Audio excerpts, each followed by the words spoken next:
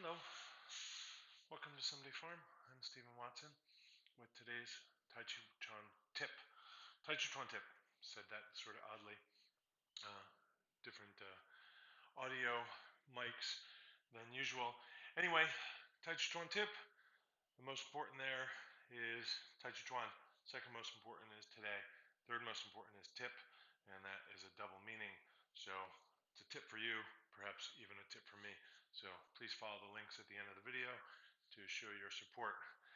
Anyway, today's Tàijíquán tip is that when you are practicing your Tàijíquán, so a drill, a form, a warm-up, or a Qigong really, and you think to yourself or could think to yourself, I need to shift, I need to turn, right? So I need to turn, I need to shift. Pause for a moment and remember that the I that we're talking about is the lower self, the foundation. Most of us tend to think of I as being somewhere up here in our ordinary lives, heart or head generally. And so when I want to turn, I turn from the upper first, and this follows.